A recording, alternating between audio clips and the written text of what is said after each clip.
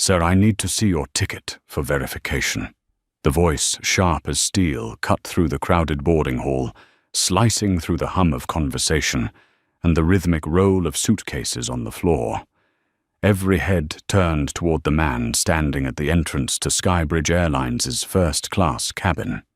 He didn't speak for several seconds, only tightened his grip on the ticket in his hand, a boarding pass printed with the name Jordan Ellis Seat, Suite 1 of First Class.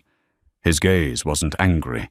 It carried the calm of someone far too familiar with the way the world looked at him, as though he didn't belong there. In front of him, Kara Whitman, the chief flight attendant, tilted her head slightly, her gloved hand frozen mid-air. The light gleamed off her crimson nails, making the gesture look like a warning signal. "You're saying you have a first-class ticket?" she pressed, drawing out the words, unable to hide the skepticism in her voice. Jordan replied softly, yet every word was precise. "I'm not saying I do. I have it." A ripple of whispers spread through the line. A few phones lifted lenses, quietly recording. A middle-aged man shook his head. A young woman squinted, eager for a scene. In a world where everything could become content, humiliation could be filmed, brightened, edited, and uploaded in slow motion. Jordan remained where he was, tall, composed. The reflection on his thin sunglasses showed the crowd itself, their unease, their suspicion, and the faint fear that surfaced whenever familiar power was challenged. "Do you really think I should just let anyone into the VIP cabin just because they claim to have a ticket?" Kara said, her tone rising. "Skybridge's first class isn't for just anyone. That phrase isn't for just anyone, sliced through the air like a thin blade." Jordan glanced at the 1A sign behind her and said slowly, "My ticket says it clearly, and I paid in full." For a moment, his voice lost its calm and turned cold, the sound of someone who had been doubted too many times, not because of what he had done, but because of who he was. Behind him, the line of passengers grew restless. Some sighed, others angled their phones toward Kara, waiting for a viral moment. The attendant didn't move. "Where did you buy this ticket?" she asked, more like an interrogator than someone in customer service. "Directly from Skybridge's website," Jordan answered. 3 days ago."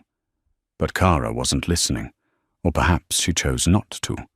She gave a quick glance to her colleague, Ben Foster, standing near the boarding counter. "Call operations," she said under her breath. "Tell them we have a suspicious passenger in first class." Suspicious, Jordan repeated, letting out a quiet laugh. "Because I'm wearing a suit, or because I'm not white enough to match the seat?" The air thickened instantly. Someone cleared their throat. A man behind muttered, "God, not this again." But no one stepped forward. No one wanted to get involved. Jordan took a slow breath, forcing his heartbeat steady.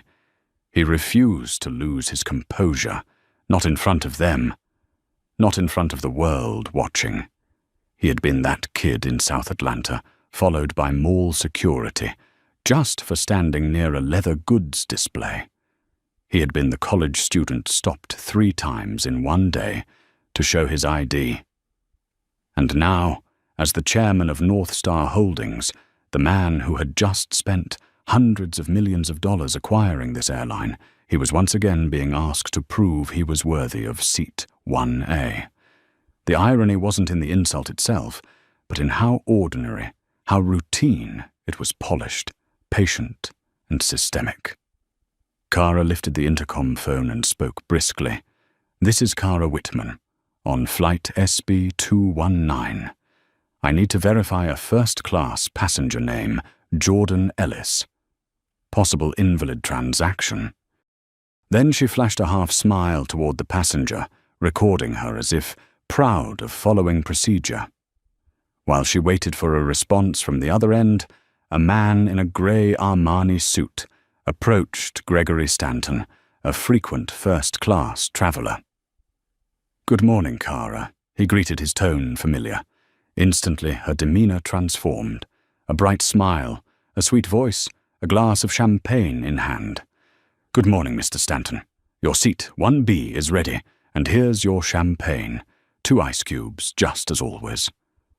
Jordan watched silently, not angry, just thoughtful. Every detail etched into his memory, the way her smile could switch on and off in an instant, the way she treated him as a glitch in a system that needed fixing. The voice from the operations line came through her headset. "No issue in the system. Passenger name and ticket are valid." But Kara refused to let go. "Strange," she said, feigning concern. "Might be a data glitch. Sometimes third-party transactions cause errors." "There's no third party," Jordan replied. "I purchased directly paid with my company card." "Would you like to see the receipt?" Ben Foster stepped forward, forming a subtle barrier between Jordan and the cabin door. "Is there a problem here?" he asked, though. His tone made it sound less like a question and more like a statement. Jordan looked at both of them, then at the crowd around him. Every face said the same thing: "You don't belong here." And in that moment, he understood this flight to New York wasn't just another trip. It was a test fate had already prepared. Jordan pulled out his phone, not to film openly, but to record quietly, holding it low. His voice was calm, deliberate. "I just want to board my flight. If anyone thinks otherwise, they'll need more than suspicion to stop me." Kara folded her arms, narrowing her eyes. "You're not boarding this plane until I've verified everything. That's procedure. Or prejudice." The question cut through the air, silencing the crowd. In that heavy stillness, Jordan heard the click of a camera shutter. Someone had just captured the moment. He knew that within hours the photo might spread across social media. But he wasn't afraid. He only thought, if this is how they treat me, the man who owns the airline, then how do they treat those without power, without a name? Jordan inhaled, exhaled slowly. He was no longer the boy thrown out of stores. He was the man capable of rewriting the story from the first-class cabin, right here at this airport. Outside the glass wall, the Los Angeles morning light reflected off the body of the sky bridge 787, the great steel bird carrying hundreds of people, and one confrontation about to shake an entire industry. The first-class door remained closed, but Jordan knew that when it opened, the world would never be the same again. The air around the boarding gate had grown so heavy that people could almost hear their own heartbeats. Each passing second felt like a wire pulled tighter, waiting for someone to press the detonator. Kara Whitman still stood there, chin slightly lifted, her voice now carrying not only suspicion, but also the small sense of authority granted by the uniform and the name tag on her chest. "You say you have a first-class ticket, but I've never seen your name on our VIP list," she said, forcing a polite smile that still sliced like silk-wrapped steel. "There must be a system error." Jordan raised an eyebrow, his gaze calm but cold as ice. "I don't need to be on your VIP list to sit in the seat I paid for. I don't need privilege. I need fairness." From behind Gregory Stanton, the man in the expensive grey suit spoke up impatiently. "Good God, are we really going to stand around for this nonsense? If his ticket isn't valid, just move him to economy. People like that shouldn't delay an entire flight." The phrase "people like that" dropped from his mouth and echoed clearly in the silence that followed. Some passengers winced, others nodded in agreement. Jordan heard every word. They hit him like pebbles he had long since learned to swallow rather than throw back. He looked directly at Gregory. People like what Sir Gregory shrugged, lowering his voice, but not his smirk. I'm just saying there are some people who don't belong in certain places. The tension in the air cracked. A woman waiting nearby leaned toward her friend and whispered, "He has no idea who he's talking to." But Jordan only smiled, a restrained, chilling smile. He had heard words like that 100 times before. Only today the world was recording every second. At the boarding counter, Ben Foster glanced around, noticing every eye fixed on them. He whispered to Kara, "Maybe we should just let him board, Kara." "Everyone's filming this." "No, Kara, cut in sharply. If I let him on and the ticket's fake, I'll lose my job. I can't take that risk."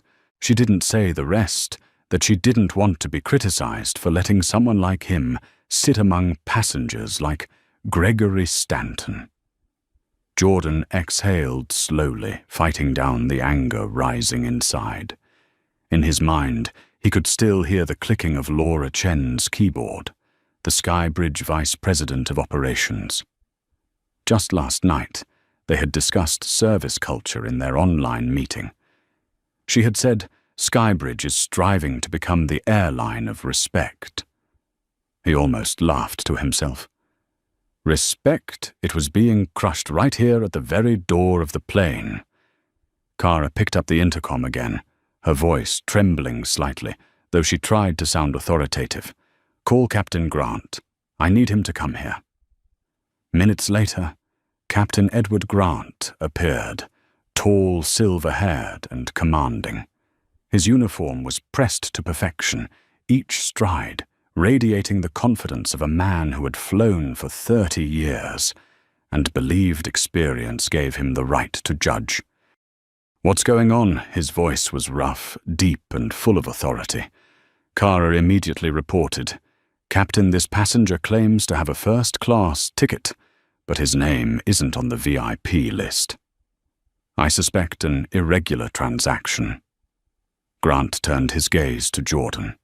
It was brief, but it carried every bias he needed to communicate. "Where did you buy this ticket?" he asked. "Directly from Skybridge's website," Jordan replied, still calm. "What card did you use?" Jordan frowned slightly. "Is that relevant to whether my ticket is valid?" "In suspicious cases," Grant said slowly, "every detail matters. There's been a rise in fraud lately, especially with premium fares. We can't just let anyone into first class." From behind, Gregory Stanton interrupted again, his tone sharp with irritation. "Captain, can we please end this? I have an important meeting in New York. One uncooperative passenger shouldn't delay everyone else." The phrase "everyone else" cut like a second blade. Monica Reed, a woman seated nearby, had heard enough. She stood, her eyes sharp as glass. "Captain, I've been watching the whole time. This man hasn't caused any trouble. He's only trying to prove his ticket is valid. If he were white, this would have been over 10 minutes ago." Grant spun toward her, his tone heavy as iron. "Ma'am, I'm ordering you to sit down immediately. Interfering with the crew's duties is a violation of aviation security regulations. The violation is yours," Monica shot back, "for treating a paying customer unfairly."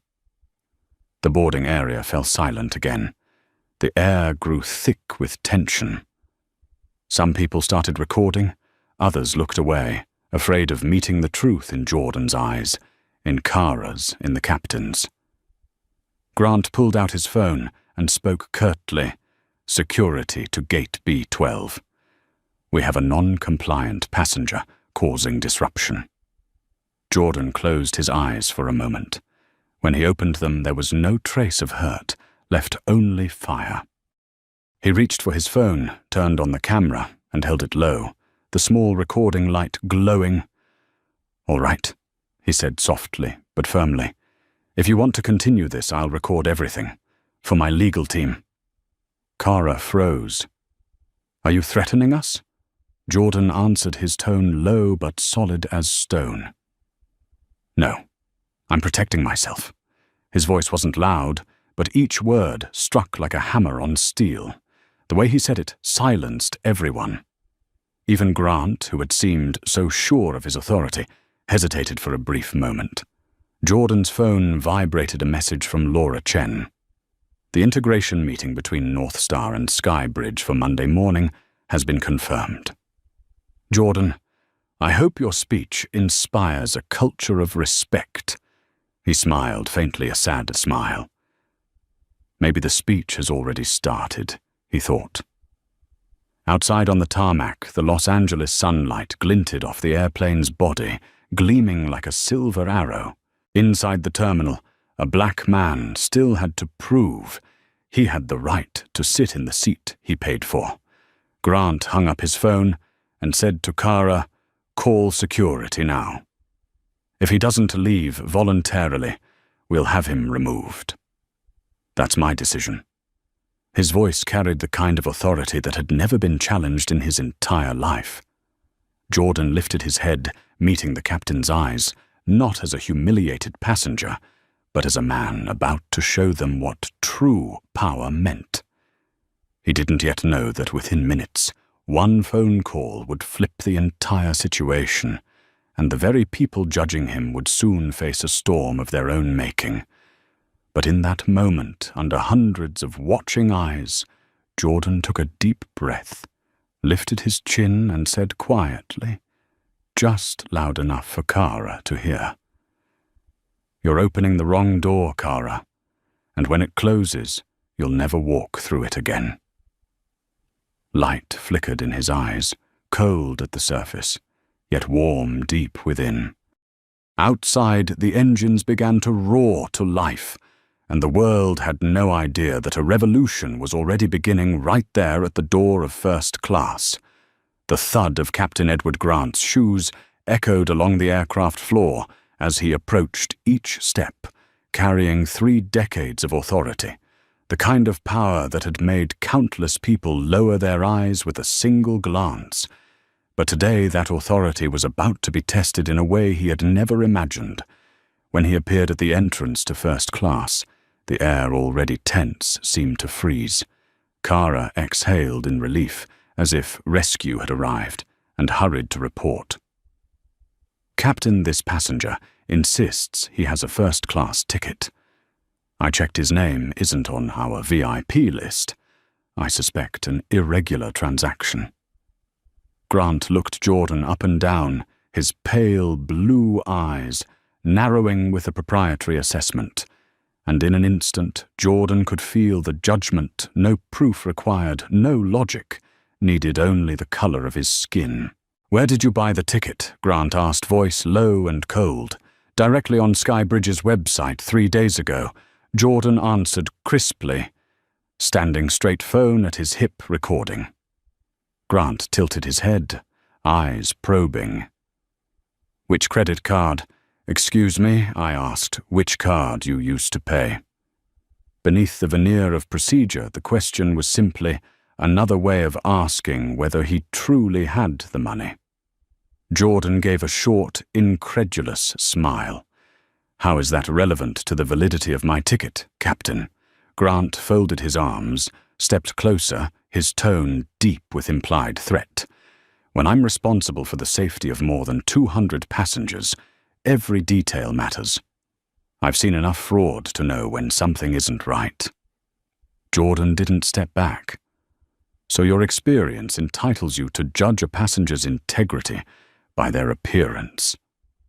Grant frowned, head-cocked voice, sharp as a blade.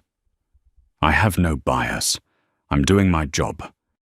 Yet the emphasis on "I made it clear" he trusted his own power more than any principle. Behind them, Gregory Stanton, the man in the expensive suit, lost patience, flicking his hand with a raised, biting voice. "Enough. If he doesn't have a valid ticket, remove him. We have real business in New York. No one has time for this." "Real business," Jordan repeated, eyes flashing like metal in sunlight. Gregory waved him off, smug. "You know exactly what I mean." A voice rose from seat 2. F. Monica Reed, who had watched everything shot to her feet.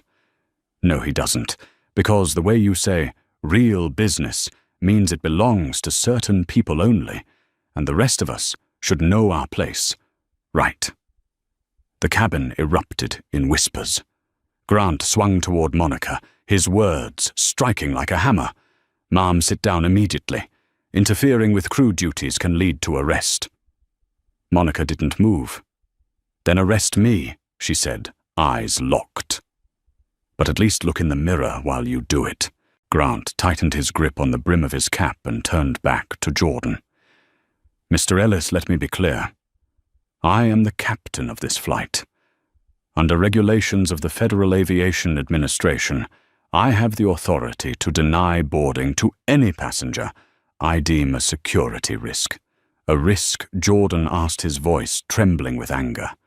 "I'm standing here in a suit with a valid ticket, and you call me a risk? We act on experience and procedure," he replied. "Procedure repeated like a shield for discrimination." Jordan breathed deeply, fighting for composure. Anger rose, but beneath it was a sorrow familiar to a man who had climbed to the summit and still had to prove his worth in every glance. He opened his phone and texted Marcus Hale, General Counsel of North Star Holdings, Initiate Conduct Logging Protocol. Skybridge Flight SB219, prepare legal response. By the time he put the phone away, Kara had stepped aside to call the center. "Security, this is Kara Whitman at gate B12. Non-compliant passenger. Immediate assistance requested." Jordan lifted his head and looked around, every gaze fixed on him, curiosity, pity, prurient interest. Someone murmured, "He's recording, this will be online." A young man whispered, "If I were him, I'd just leave." He did not leave. He knew something larger was unfolding, a moment that would define not only him, but an entire system. "What are you trying to do here?" Grant asked with a curl of disdain. "'Cause I seen fish for views." Jordan answered slowly, "I don't need views. I need the truth." The first-class doorway remained open. No one spoke. The public address system announced other departures, blending with the steady hum of the jet engines outside. Then, Sergeant Paul Jenkins, tall in a security uniform, arrived with 2 officers, the metal sheen of his badge catching light across Kara's face. "What's the situation?" he asked.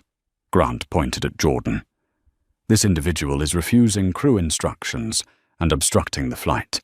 Jordan turned to him, voice level. "Officer, I have a valid ticket. I have presented my ID, my confirmation code, everything. I'm being told to leave because of suspicion." Jenkins frowned. "The captain has final say on passengers, sir." Grant crossed his arms, pronouncing sentence. "You have 2 choices: disembark voluntarily, or we will remove you." For the first time, Jordan met his gaze fully, and Grant involuntarily shifted a step back. There was no fear in those eyes, only the power of someone who knows exactly where he stands, no matter who denies it. "Are you sure you want to do that?" Captain Jordan asked quietly. Grant gave a thin smile. "I've done this for 30 years, Mr. Ellis. I know what I'm doing." Jordan's reply was softer, but heavy as iron. "No, you don't. Because if you did, you'd stop before making a mistake the entire industry will pay for." Grant arched a brow. "Is that a threat?" No, Jordan said with a small nod. "It's a prediction." In the lounge area, phones lifted again, a constellation of tiny red lights blinking to life. The world was watching, and it was about to witness the collapse of a false empire of certainty, right here on the tarmac. "Security escort him out," Grant ordered. Jenkins stepped forward, hand settling lightly at his belt, a practiced movement that warned and prepared at once. Kara held her breath. Gregory Stanton leaned back, a satisfied smile spreading. Monica Reed gripped her phone, fingers trembling but still filming. Jordan stood unmoving, the light from the window settling on his shoulders like a faint crown, as if the sky itself were illuminating the eye of the storm. "Before you put a hand on me," he said, voice low and clear, "make sure you know who I am." Grant's lip curled. "I don't need to know. You're just a passenger." Jordan answered, a blade-thin smile crossing his lips. "No, Captain. I'm the man acquiring this airline." Grant faltered, stunned for a beat, then scoffed. "Anyone can say that. Take him." And just as Sergeant Jenkins's hand touched Jordan's shoulder, the phone in Grant's pocket buzzed. The priority tone reserved for top-level calls rang out. The screen showed the name Laura Chen, Vice President of Operations. He answered, and Laura's voice cut through like steel. "Edward, stop everything immediately. The man you are attempting to remove from the aircraft is the chairman of North Star Holdings, the new owner of Skybridge." The cabin held its breath. Grant froze, his hand trembling, the phone slipping from his fingers and hitting the floor with a dry, final clack, the sound of power collapsing. And Jordan simply looked ahead, eyes as calm as the sky before a storm. He knew the game had changed. Captain Edward Grant's phone hit the floor, spun a few times, then lay still with the screen still lit, carrying Laura Chen's voice, cold and precise, through the speaker. "I will repeat this. You are trying to remove Chairman Jordan Ellis from the aircraft of the very company he owns. North Star Holdings completed the acquisition of Skybridge Airlines last week. Every employee, including you now, reports to him." The words split the air like a bolt of lightning. Everyone froze. For a few seconds, no one breathed. No one moved, only the far-away thrum of engines outside the fuselage, a dirge for arrogance collapsing. Kara Whitman stood stunned, lips parted, unable to make a sound. Ben Foster stepped back, eyes wide, as if watching a daytime nightmare. Gregory Stanton blinked, the sneer that had curled his mouth, congealing, then melting into panic. Only Jordan Ellis did not move. He bent or picked up the phone, as gently as if retrieving a piece of dignity thrown to the floor, placed it into Captain Grant's hand, and said quietly, loud enough for all to hear, "Now do you understand why I asked if you were sure you wanted to do that?" Grant did not answer. The face that had flushed with anger now drained white. His hand shook as though every vein in his body was screaming that his career had ended. Laura's voice continued in the handset, lower now but unequivocal. "Captain Grant, you are to leave the aircraft immediately. You and Chief Purser Whitman are suspended indefinitely effective right now. Legal will contact both of you." Kara broke into tears. Not loud sobs, but the strangled weeping of someone who realizes everything has fallen apart in a single breath.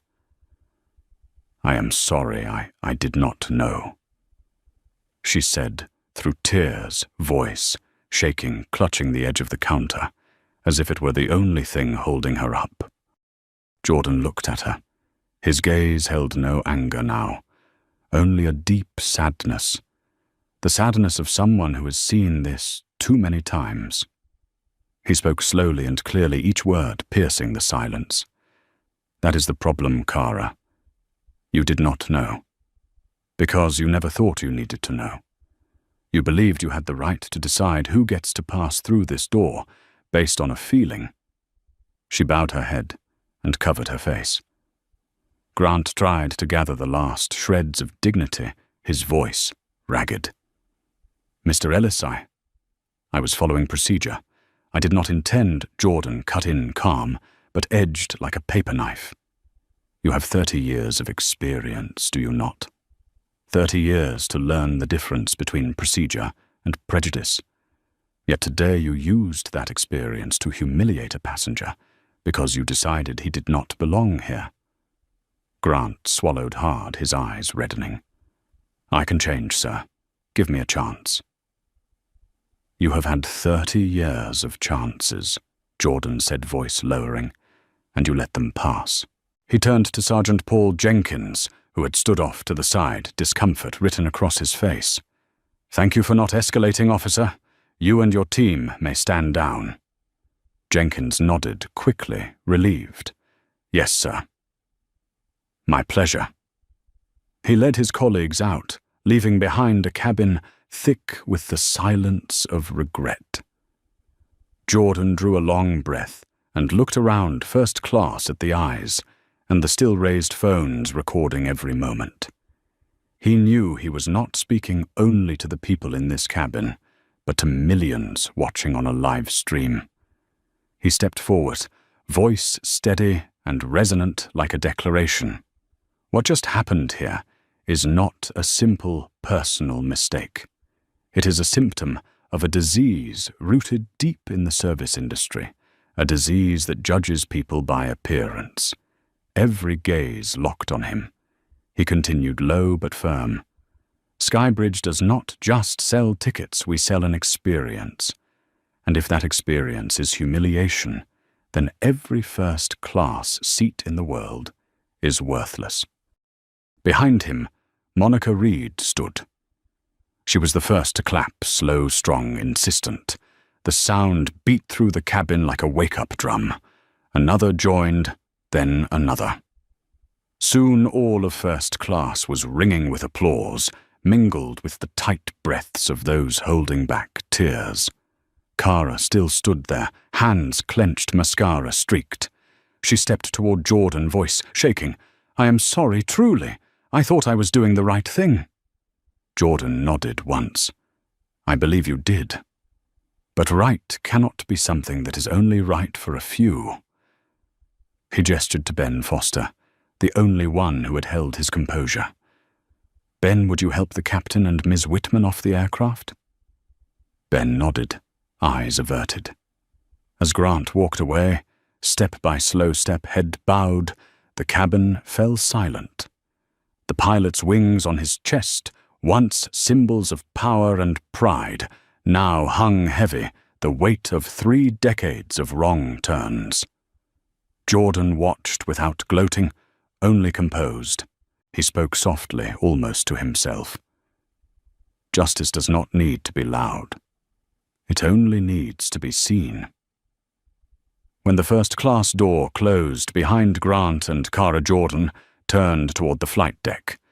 He saw First Officer Olivia Ramirez, a seasoned woman who had held her breath through it all. "Olivia," he called. She stepped forward and stood at attention. "Sir." He smiled, light but weighty. "Congratulations. As of now, you are the captain of flight, SBI 219. I trust you will get everyone to New York safely." Olivia's eyes widened, filling with tears.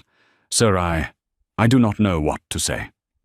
"Just say, 'Take off,'" Jordan replied. The cabin rippled with a second round of applause, this time unforced.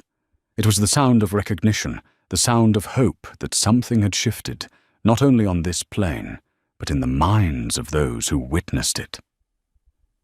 Jordan turned back toward his seat, yet did not sit. He looked around and said, "I apologize for the delay. Every passenger here will be fully refunded and will receive a voucher for a future flight. And Ms. Reed," he looked to Monica Skybridge, "will issue you a lifetime platinum card because you stood up when everyone else stayed silent." A third round of applause thundered stronger than the first two, not for power, but for courage. Outside the window, the sun was dipping gold across the runway, washing the aircraft in a brilliant sheen, like a beacon for a new era taking shape. Jordan sat at last, his gaze resting on the far sky. He felt no anger now, not even joy, only the sense that something necessary had just been cleansed. He murmured almost to himself, "Tomorrow, the world will talk about Skybridge. But today Today is the day fairness takes flight. The aircraft began to roll. The engines swelled, powerful and sure, like an overture to change. And on that flight, once a stage for prejudice, true power finally revealed itself, not the power to command, but the power of dignity restored. Outside the window, the Skybridge 787 rolled slowly toward the runway beneath the golden sunset of Los Angeles, but inside the air had yet to settle. Some were still trembling, some still filming, and every gaze remained fixed on the man sitting quietly in seat 1, a Jordan Ellis. He said nothing. His phone was still on the live stream, still running the number in the corner, climbing by the second, 500,000, 750,000, then past 1 million. Comments poured in. Is this real? He's the CEO of North Star. Oh my God, this airline is done for. Jordan glanced through a few lines, then turned off the screen. He didn't need to see more. He knew that in just a few short minutes, a media storm had been unleashed, and nothing could stop it now. Behind him, Monica Reed was still emotional. She leaned forward and whispered, "Thank you for not staying silent." Jordan turned, his expression softening. "No, I should be thanking you for speaking up when everyone else stayed quiet." Monica smiled faintly, then looked out the window. The sky outside seemed a little brighter. Meanwhile, at Skybridge headquarters in Dallas, the phones rang non-stop. Breaking news, there's a video going viral. Live stream from Flight S B219. The man in it is the new chairman. The executive floor was in chaos. Screens across the room lit up at once, displaying Jordan standing in the middle of the aircraft cabin, his voice calm, yet commanding. Justice doesn't need to be loud. It only needs to be seen. A young PR manager stammered, "Oh my God, more than 5 million people are watching us right now." Laura Chen, Vice President of Operations, stood in the center of the boardroom, her hand gripping her phone tightly. She knew this wasn't just a crisis, it was the moment that would define the future of the airline. Prepare a statement, she ordered, and issue a public apology the moment the plane lands. In the air, Captain Olivia Ramirez sat in the pilot's seat, her heart still pounding. Everything had happened too fast just hours ago. She had been the forgotten first officer, and now she was commanding the flight that symbolized change. Her voice trembled slightly as she spoke through the intercom. "Good evening, ladies and gentlemen. This is Captain Ramirez. On behalf of the crew, I sincerely apologize for the delay. We'll be taking off shortly. Thank you for your patience." The simple words brought another wave of applause through the cabin. A few passengers wiped their eyes because everyone understood they were witnessing a moment that history might not record, but human hearts would never forget. The plane turned onto the runway, accelerating slowly. Jordan leaned back in his seat, eyes gazing through the glass. Los Angeles shrank beneath him, its lights blending into the fiery clouds of dusk. He closed his eyes, letting the sound of the roaring engines echo like the drums of destiny. In his mind, the scenes replayed Kara's face when she was suspended, Grant's pleading eyes, the passengers' applause, and Monica's trembling yet fearless voice. If he were white, this would have ended 10 minutes ago. Each moment felt like a needle, piercing deep into his heart, not from pain, but from the raw truth of it. He thought of his grandmother, Evelyn Ellis, the woman who had taught him his first lesson about dignity. You can lose money, you can lose chances, but never let anyone take away your self-respect, she had said, her hands gripping a mop handle at the Atlanta airport. Back then she had never flown, but every day she'd watched planes take off with hope in her eyes. Today, Jordan understood he was flying for her. Around the cabin, whispers began to ripple. "He's so composed. I can't believe the captain did that to the owner. This world's crazy, but I'm glad I got to see this." Gregory Stanton, the man who had angrily demanded Jordan be removed, now sat motionless, like a statue. He couldn't look at anyone. The screen of his phone still played the video. His own face, his own voice, the words "people like that don't belong here" replayed across thousands of accounts. Comments flooded in. "That's the guy from seat 1B. How does he even show his face at meetings now?" Gregory swallowed hard, sweat beading on his forehead. He knew his career had just fallen from this flight. 3 hours later, Flight SB219 touched down at New York's JFK Airport in total silence. No one rushed to stand. They simply watched as Jordan walked out each step, calm, polite, and deliberate. The cabin door opened, and the cold New York air swept in. A crowd of reporters was already waiting. News had traveled faster than the plane. "Mr. Ellis, were you discriminated against on your own airline? Are you planning to sue the crew? Do you have a message for the public?" Jordan stopped in the middle of the crowd, his eyes sweeping across the sea of microphones and cameras.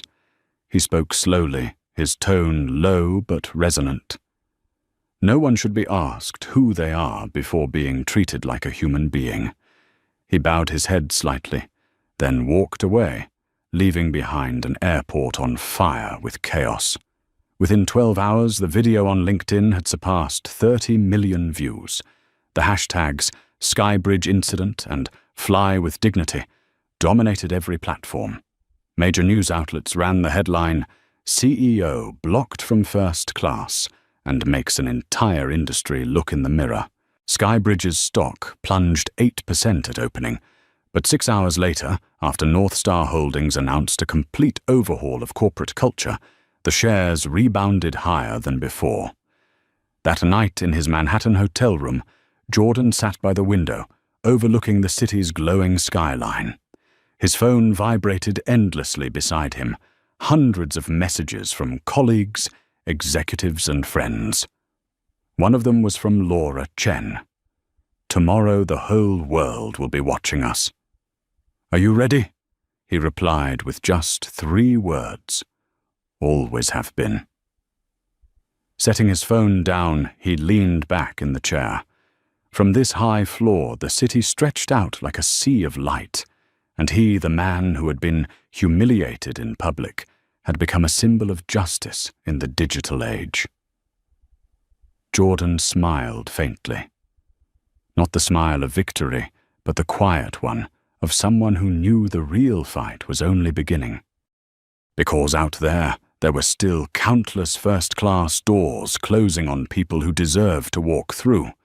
And he knew from this moment on, his mission was no longer just to run an airline, but to change how people treat one another, starting with the seat they choose to give. The next morning, New York was covered in a thin veil of mist.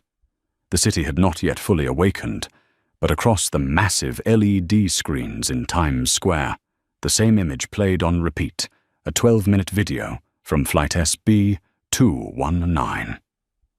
Jordan Ellis stood in the middle of the first-class cabin, his eyes calm, his voice steady, echoing through millions of devices around the world. Justice doesn't need to be loud. It only needs to be seen. The line was brief, but it became the headline of the morning. CNN, BBC, the New York Times, Forbes, and even entertainment networks all carried the same story. Skybridge Airlines had become the center of one of the largest discrimination scandals in the history of American aviation. In the 72nd floor conference room of North Star Holdings, an emergency meeting began. On the table screens displayed graphs, social media feeds, and live comments pouring in. Laura Chen spoke first, her tone calm but sharp as glass. "We're standing in the center of the storm, but I don't want to just put out fires. I want to rebuild," a middle manager asked nervously. "What about the two employees, Kara Whitman and Captain Grant? How should we proceed?" Laura turned to Jordan, who sat quietly at the head of the table. The morning light washed over his face, reflecting exhaustion mixed with resolve. He spoke slowly, his voice clear. "Termination for severe violation of anti-discrimination policy. No compensation, no extension." The room fell silent. He continued, "But I don't want to stop there. I want every Skybridge employee, from captain to ticket agent, to go through mandatory training on cultural awareness and unconscious bias. Not to protect our image, but to make them truly understand." A legal advisor nodded. "We could name it the Mitchell Protocol, an internal mandatory code." Jordan gave a faint smile. "No, call it the Ellis Initiative.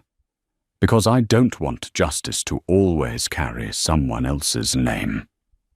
That afternoon, the press release went out. It spread like lightning opening with the headline, "North Star Holdings launches $10 million campaign to end discrimination in aviation." The media called it the smartest move of the decade. Competing airlines panicked. Public relations experts hailed Jordan as a master of crisis control. But to him, all the praise was just noise. That evening, Jordan left the office late. On his way back to the hotel, an unexpected message appeared on his phone. "Sender Captain Edward Grant. I have no excuse. I've lost everything: my career, my reputation. But if you can help me understand why what I believed was procedure could be so wrong." Jordan stopped in the middle of the street, staring at the glowing screen. People hurried past, indifferent as the city itself. He replied with just one line. "When procedure is used to justify prejudice, it stops being law. It becomes a weapon." He turned off his phone, slipped his hands into his coat pockets, and kept walking. With every step, he could feel the invisible weight pressing on his shoulders. Justice, he knew, doesn't end when someone gets fired. It begins when we face the system that allowed it to happen.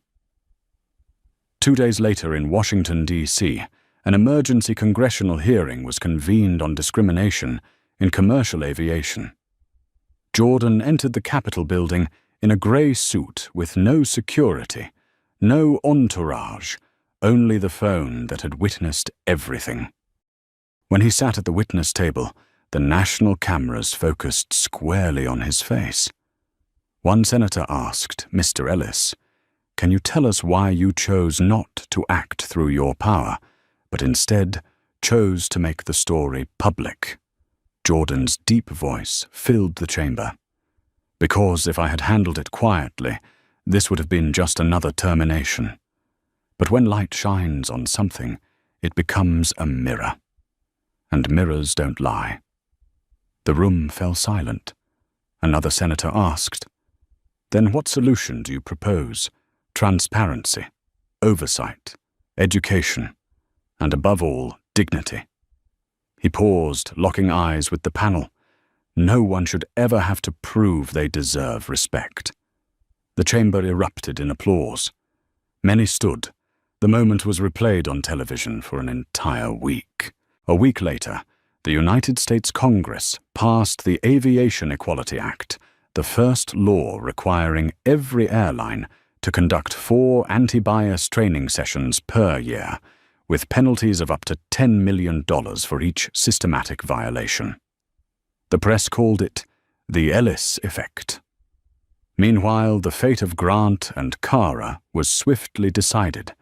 Grant lost his pilot's license and was investigated after more than a dozen past complaints from black passengers over his 20-year career were uncovered. The files revealed a long trail of apologies without change, Kara lost her flight certification and left the aviation industry for good. She tried to find work with smaller carriers, but none would hire her. Several TV networks invited her for interviews. She refused them all. Rumor had it, she once broke down in a cafe, telling a friend, "Through tears, I thought I was doing the right thing." Now I understand. There are wounds you can't see, and I caused them myself. 3 weeks later, Skybridge Airlines returned to the skies. On every seat-back screen, a new video played. Skybridge Airlines is committed to ensuring that every passenger in every seat is treated as a human being. The video ended with an image of a little brown-skinned girl looking up at the sky, smiling as a plane with the Skybridge logo soared overhead. It was an image Jordan had personally requested, one picture to replace every advertisement. That night, as he left the office, rain began to fall. Jordan stopped in the empty street, lifting his face toward the shimmering drops beneath the yellow light. He smiled and whispered softly, "Grandma, I kept my promise. No one will ever have to bow their head because of who they are." Somewhere above the clouds, he could almost hear her voice, light as the wind, warm as the touch of her hand long ago. "Fly, my boy. Fly for all of us." And amid the noise of New York, the man who had once been stopped at the door of first class had become the symbol of a new generation. A generation that understands justice isn't a triumphant victory, but an unending journey carried forward by hearts that refuse to bow. 3 months after the incident, America still had not stopped talking about Jordan Ellis. His name appeared everywhere, on newspaper covers, television shows, podcasts, even in university lectures on leadership ethics. They called him the man who made the sky look at itself. But for Jordan, the spotlight was not what he sought. He was simply tired. Tired of knowing that behind every bright headline, there were still countless people suffering from wounds no live stream could capture. One morning in Atlanta, the headquarters of North Star Holdings glowed with sunlight. On his desk lay dozens of envelopes, handwritten letters, not emails. Jordan opened them one by one, reading slowly. Some were from young flight attendants, saying that because of him, they now dared to dream of becoming captains. Others were from single mothers, sharing how for the first time their daughters were treated like real customers on a flight. Among the stack there was a cream-colored envelope, the handwriting shaky. "Dear Mr. Ellis, I was an economy passenger on flight SB 219 that day. I recorded the entire event, but was too afraid to post it. I want to thank you.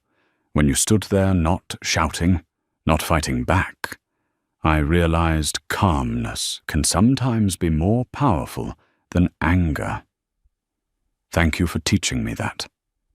Jordan folded the letter gently. The clumsy handwriting reminded him of his grandmother, Evelyn. He placed the letter in a glass frame beside her photograph. That same day, he had a special appointment, the first meeting with trainees in Skybridge's new cultural training program. The auditorium was brightly lit. The banner on the wall read, "Respect is not a privilege. It is the beginning of civilization."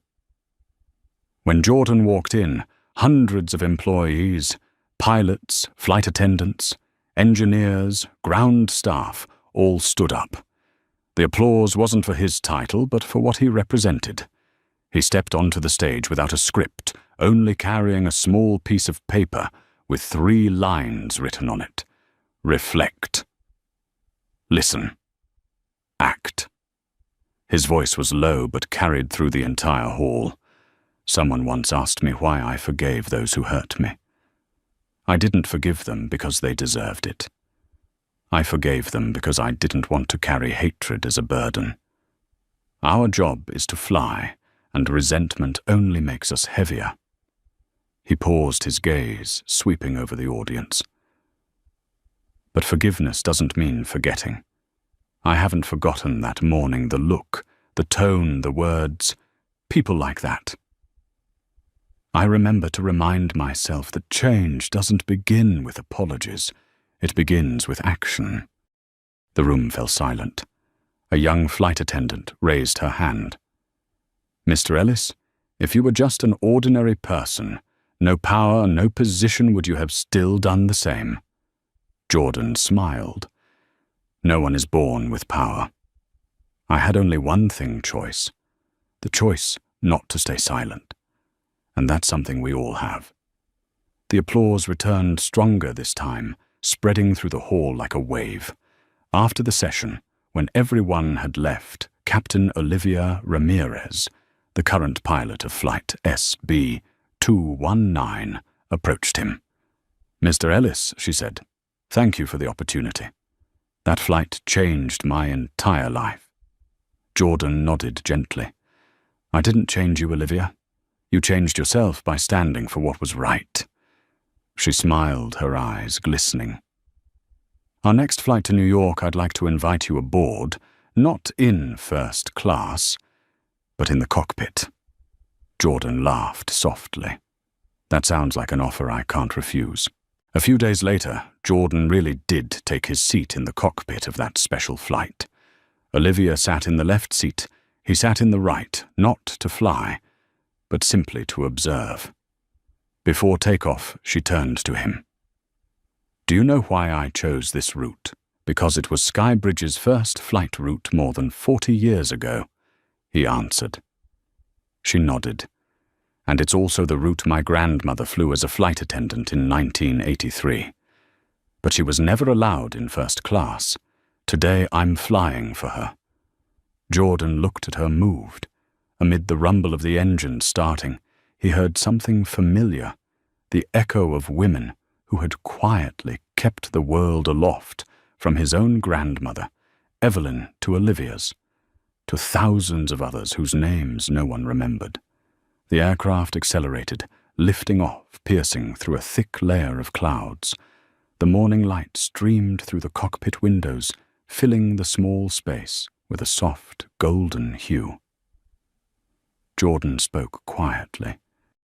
My grandmother once told me, when you fly, don't forget to look down, because on the ground there are always people who still can't take off. Olivia smiled. Maybe that's why we need people like you up here. He didn't answer, just looked out at the sky. The sun was rising, and among the clouds he felt a rare peace, as if the sky itself was whispering to him, Keep flying, Jordan. When the plane landed in New York, the company's media team was already waiting. A banner hung by the gate read, The Flight of Dignity, where every passenger is welcome. Jordan stepped out, smiling at the rows of passengers, his heart lighter. For the first time in years, he felt he no longer had anything to prove. A little black girl, about 8 years old, ran up holding a model Skybridge plane. She looked up at him with shining eyes. You're the man from the video, right? You told people not to push others away, didn't you? Jordan knelt, patted her head, smiling warmly. No, sweetheart, I didn't teach anyone. I just reminded them of something they'd forgotten. The girl grinned and lifted the toy plane toward the sky. I want to be a pilot, Jordan laughed. And you will be, if you fly with your heart. That night, as the city lights came on, Jordan stood alone on the rooftop of North Star's tower. The wind blew hard, carrying the distant hum of night flights. He closed his eyes and listened. In his mind, he could hear the voices of his grandmother, of Monica, of Olivia, of the thousands who had written letters of gratitude. All their voices blended together like a wordless symphony. And he understood the journey was far from over. Because justice is not a destination, It is the path dignity must walk, step by step, person by person. Jordan opened his eyes, gazed up at the star-filled sky, and whispered, "Tomorrow we fly again." But this time, not for profit for people. The sky answered with the glow of a plane, taking off a white trail stretching across the dark night, a promise written in light. The night wind carried the chill of March, tugging at the hem of Jordan Ellis's thin suit jacket as he stood on the rooftop of North Star Holdings headquarters. In the distance, planes carved through the dark sky, leaving white trails like humanity's signatures across the fabric of space. He watched one heading north and whispered softly, almost to himself, "Grandma, I've flown to the places you were never allowed to go." The moment was still almost sacred.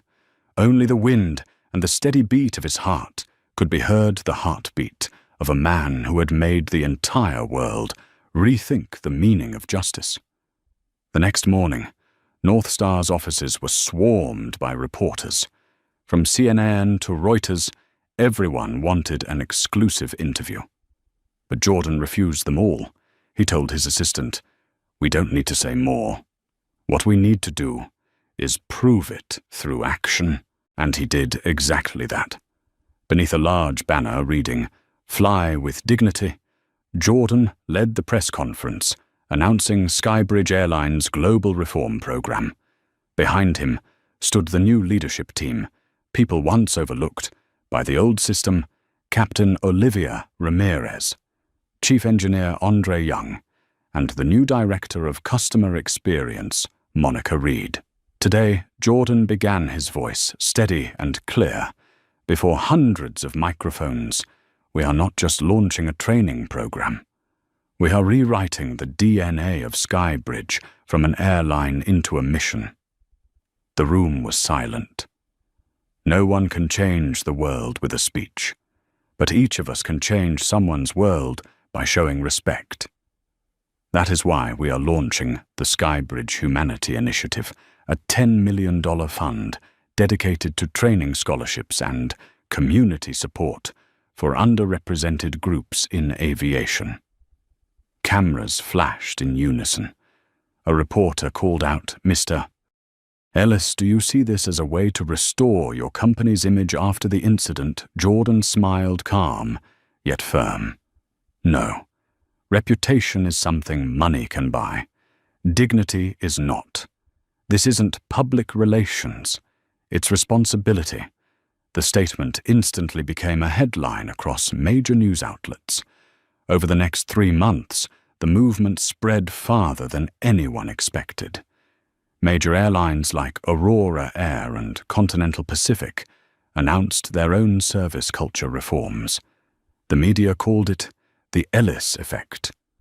But in Jordan's heart, he saw only one thing: seeds being planted, and his duty was to protect them from being swept away by time. One afternoon, while reviewing reports in his office, Jordan received an unexpected call. The voice on the other end trembled. "Mr. Ellis, this is Kara Whitman." The room fell silent. Jordan leaned back in his chair, eyes half closed. He hadn't expected her to call. Kara's voice was small, fragile. "I've lost everything. No one will hire me. I know I was wrong, but my mistake didn't just cost me my job. It made my son ashamed of his mother." There was a long pause. Jordan exhaled slowly. "What do you want from me, Kara? I'm not asking for my job back. I just wanted to say I understand now. I used to think prejudice was something only found in books, that it didn't exist in real life. But I became that prejudice. I just want to say, sorry, not because I lost something, but because I made someone else hurt." Her voice cracked at the end. Jordan said nothing for a while, staring out the window at the grey sky. "Do you know why I didn't sue you?" he asked. "No, I don't. Because I believe there are lessons that can only be learned through regret. And that's what you're learning now." Kara let out a sob. "I'll never forget." "Don't forget," Jordan said gently. "But turn your mistake into meaning. Teach others not to repeat it. If you want to start over, reach out to the Skybridge Foundation. They're hiring for their awareness education program. I'll let them know." The line went quiet. Then Kara began to cry. "Thank you. I don't deserve forgiveness, but thank you." "No one deserves forgiveness," Jordan said softly. "We only deserve the chance to become better." The call ended, leaving him in silence. For the first time in months, he felt something close to peace. That evening he visited JFK Airport, where Skybridge was opening its new pilot training center. There was no ribbon-cutting ceremony, just the first training session for 30 students from across the United States. They were young, full of energy, with every shade of skin and every accent imaginable. A young woman approached him, her eyes bright. "Mr. Ellis, my name is Ava. I'm Monica Reed's daughter. She tells me about you every day. I want to be a captain, like Captain Ramirez." Jordan smiled and bent down slightly. "The world needs more people like you, Ava. Remember, every seat is worthy, as long as you sit in it with self-respect." Ava grinned, her eyes sparkling with hope. Jordan looked around the classroom at the eager faces, and for a moment he saw himself 20 years earlier, a young man entering the aviation world with nothing but a small dream to fly without needing anyone's permission. When he left the center, it was late. The airport was quiet, the speakers humming softly in the distance. He stopped by the window overlooking the runway, where rows of guiding lights stretched endlessly like stars scattered across the ground. A Skybridge jet was taxiing, preparing for takeoff. The new logo gleamed on its body. "Skybridge, we all fly together." Jordan nodded. He had written that slogan himself, and now it was no longer just words on paper. It was a promise, illuminated by the very people whose lives he had touched. He watched as the plane lifted into the sky, slicing through the clouds, leaving behind a slender streak of light, a bridge between earth and heaven. In that glow, Jordan could almost hear his grandmother's voice, whispering beside his ear. "My boy, you didn't just fly. You taught the world to look at its own wings." Jordan closed his eyes and smiled. The sky responded with the fading roar of engines, a sound both powerful and tender, like the world itself saying thank you to the man who chose to stand tall in the storm. And he knew the journey was not over, because justice is not a destination. It is a flight, and as long as humanity keeps looking up at the sky, dignity will always have a path to take off. Dawn spread across Atlanta Airport, painting gold over the still wings of the planes. In that soft morning light, a brand new Skybridge A350 prepared for its maiden journey, the flight of dignity. On board, the entire crew consisted of graduates from the scholarship program founded by Jordan Ellis. Each carried a different story, yet all shared one dream to fly and to be treated as human beings. Jordan sat in seat 3A, not in first class. He had chosen that seat because he wanted to see the passengers around him, to hear their laughter and conversation, and to know that no one had to lower their head when stepping onto an airplane. A boy about 10 years old sat beside him, clutching a model airplane tightly. So the boy asked, eyes wide with wonder, "This flight is really special, isn't it?" Jordan smiled. "Yes, because today we're not just flying into the sky, we're flying through the past. Through the past, that's right, so we never forget what it taught us." The boy nodded, not fully understanding, but feeling the weight of the words. As the plane began to taxi, Captain Olivia Ramirez's voice came through the intercom. "Good morning, ladies and gentlemen. Today we are not just departing from Atlanta to Seattle. We are departing from prejudice to respect." Applause filled the cabin, soft but profound, like a quiet promise shared among people who had weathered a storm and were learning once again to believe in the sky. Jordan looked out the window. The sun was rising, its light spilling across the billowing clouds. In that moment, he could almost hear his grandmother Evelyn's voice echoing from afar. "Fly, my boy. Fly, but never forget those who are still standing on the ground." He smiled and whispered in his heart, "I haven't forgotten, Grandma. I'm bringing them with me." At 30,000 feet, Jordan opened his laptop and began typing the first lines of the book he had promised Laura Chen, "The Sky Does Not Discriminate." He wrote, "Sometimes justice doesn't come from courts or laws. It comes from a camera, from a voice brave enough to speak, and from ordinary people who choose not to look away." Each word he typed carried a memory: Kara's eyes, Monica's tears, Olivia's smile, and the nods of those who had once been told they didn't belong. When the final line appeared, Jordan paused and gently closed the laptop. Outside, the sun had risen fully over the horizon, brilliant and unobstructed. The Skybridge A350 touched down in Seattle to the sound of thunderous applause. As passengers disembarked, they carried not just their luggage, but a rare feeling, the feeling of being seen, of being respected. Jordan was the last to leave the cabin.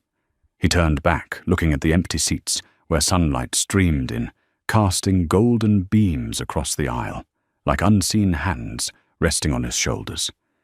He whispered softly, only for himself, "Grandma, I flew for you for my father, and for everyone who was ever told they didn't belong in this sky. Now everyone has a seat." He stepped down the staircase and took a deep breath. Above him, another Skybridge aircraft lifted off, leaving a thin, white trail stretching like an invisible sentence written across the heavens, "We all fly together." Jordan looked up and smiled. The sky was no longer a limit. It was a promise that when dignity is preserved, humanity will always find a way to take flight, no matter where the journey begins. Late afternoon, the North Star Holdings headquarters on Lexington Avenue glowed under the amber light of sunset. The windows on the 72nd floor reflected a sky painted in gold, where dozens of planes bearing the Skybridge logo lined up for landing. In that quiet expanse, Jordan Ellis sat alone in a vast conference room, gazing down at the bustling streets below. 3 years had passed since the day he was stopped at the door of first class. The world had changed, but what made him proud was not the new laws or the financial numbers, it was the people. Since the Aviation Equality Act was passed, the number of black and female trainees entering aviation had quadrupled. Training videos on customer respect had become standard protocol. A whole new generation was growing up believing that dignity never needed permission to exist. Jordan opened a small notebook. Inside were photographs. Monica Reed in her suit as Director of Customer Experience, Captain Olivia Ramirez wearing her golden pilot wings, now the first woman to command Skybridge's intercontinental fleet, and Ava Monica's daughter in her flight school uniform, her smile radiant with purpose. He turned to the last page, a black and white photo of his grandmother Evelyn. Her eyes in that picture were as kind and proud as ever. "Grandma," he whispered, "the sky you once pointed to. It's open now for everyone." That evening, Jordan attended the Humanity Leadership Awards, where he was being honored for his contributions to equality and corporate ethics worldwide. When the host called his name, The audience rose, the sound of applause, rolling like waves. Jordan stepped onto the stage without a prepared speech. He simply smiled and waited for the noise to fade. "Thank you," he began, his voice calm and resonant. "I don't accept this award for myself. I accept it for everyone who was ever told they didn't belong somewhere. They are the reason I keep flying." He paused, scanning the crowd. 3 years ago, I was asked to leave a first-class seat because of procedure. Today, those who were once excluded from that cabin are the ones flying the planes, serving the passengers, managing the airlines, and leading the next generation. That isn't a miracle, that's the power of change. The lights shimmered on his silvering hair. Jordan lowered his tone, each word carving itself into the air. Justice is not a single act. It's the habit of courage.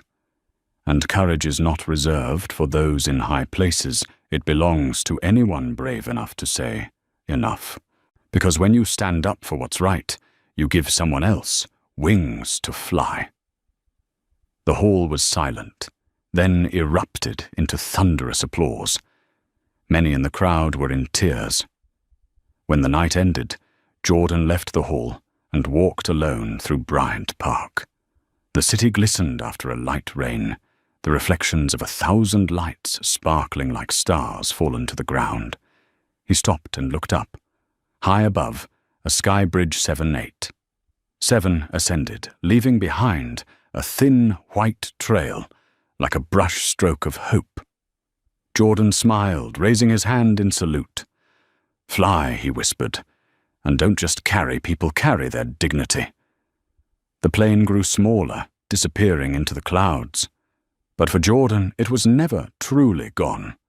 It was only continuing its journey, carrying everything he had sown. He turned and walked on his silhouette, blending into the glow of the city. Behind him, the sky remained bright, not because of the stars, but because compassion had been awakened. And somewhere in that endless expanse, his grandmother Evelyn's voice echoed softly like a breeze. "You've done it, Jordan. But don't stop for justice, like the sky will never have an end." Jordan smiled faintly and replied, "I know, Grandma. Humanity's flight is still ongoing." He kept walking, leaving behind a sky no longer divided by class. Only one single flight remained, carrying one shared name: we fly together. From the perspective of a leadership ethics expert, Jordan Ellis's journey is not just the story of a flight, but a test of how humanity chooses to use power to exclude or to connect. Because true justice doesn't live within written rules, it exists in the small choices we make when faced with unfairness. And perhaps the greatest form of power is not sitting in first class, but making sure everyone is seen as equals. If you believe the world needs more people who have the courage to stand for what is right, please like this video to spread that message. Subscribe to our channel to continue exploring stories where dignity is tested by power, and comment below with the phrase that reflects your belief: "Hold your dignity."